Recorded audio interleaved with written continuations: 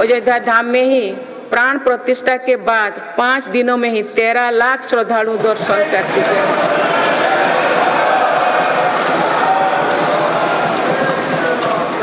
पूर्व पश्चिम उत्तर दक्षिण भारत के हर हिस्से में तीर्थ स्थलों पर सुविधाओं का अभूतपूर्व विस्तार हो रहा है। मेरी सरकार भारत को मीटिंग और प्रदर्शनी से जुड़े सेक्टर में भी अग्रणी बनाना चाहती है। इसके लिए भारत मंडपम और यशोभूमि जैसा इंफ्रास्ट्रक्चर बनाया जा रहा है।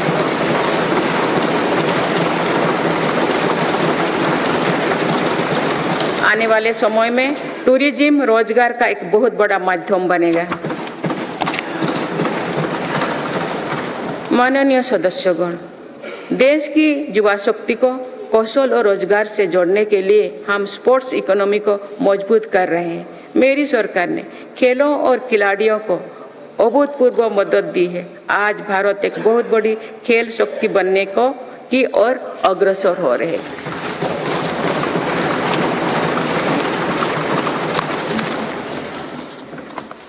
खिलाड़ियों के साथ ही आज हम स्पोर्ट्स से जुड़े दूसरे क्षेत्रों पर भी बल दे रहे हैं। आज नेशनल स्पोर्ट्स यूनिवर्सिटी बन चुकी है।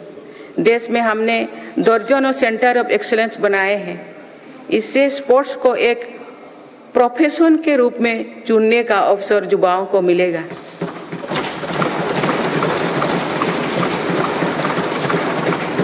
खेल उपकरण से जुड़ी इंडस्ट्री को भी हर प्रकार की मदद दी जा रही है।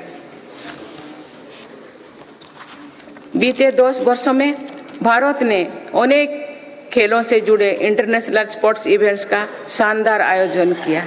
देश के युवाओं में कर्तव्यबोध और सेवा भाव का विस्तार करने के लिए मेरा युवा भारत संगठन बनाया गया है। अभी तक इस संगठन से लगभग 1 करोड़ युवा जुड़ चुके हैं।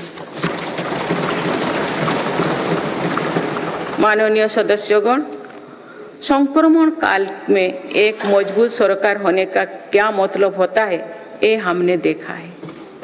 बीते 3 वर्षों से पूरी दुनिया में उथल-पुथल मची हुई है। दुनिया के अलग अलग हिस्सों में दरार पड़ गए हैं।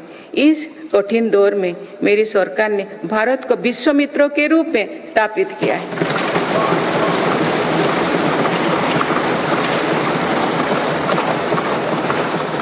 विश्व मित्रों की भूमिका के कारण ही आज हम ग्लोबल साउथ की आवाज बन पाए हैं।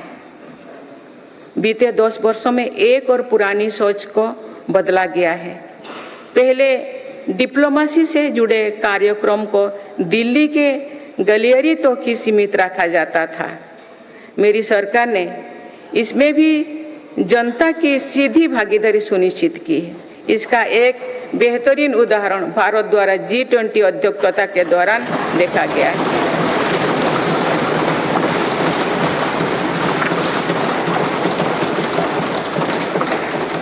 भारत ने G20 को जिस प्रकार जनता से जोड़ा, वैसा पहले कभी नहीं था।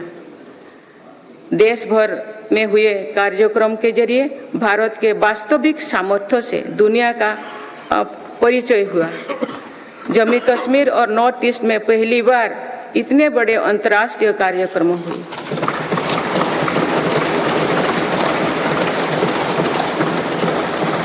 पूरी दुनिया ने भारत में हुए ऐतिहासिक G20 सम्मेलन की प्रशंसा की।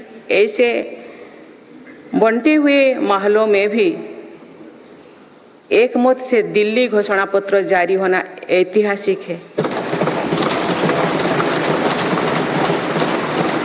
वुमेन लेड डेवलपमेंट से लेकर पर्यावरण के मुद्दों पर भारत का विजन दिल्ली घोषणा पत्र की नींव बना है। हमारे प्रयासों से G20 में अफ्रीकन यूनियन के स्थायी सदस्यता को भी सराहा गया है। इसी सम्मेलन के दौरान Bharat middle east Europe corridor के निर्माण की घोषणा हुई है। ये कॉरिडोर भारत के सामुद्रिक सामर्थ्यों को और सशक्त करेगा। ग्लोबल बायोफ्यूल अलायंस का लॉन्च होना भी बहुत बड़ी घटना है। इस प्रकार के कदम वैश्विक समस्याओं के समाधान में भारत की भूमिका का विस्तार कर रहे हैं।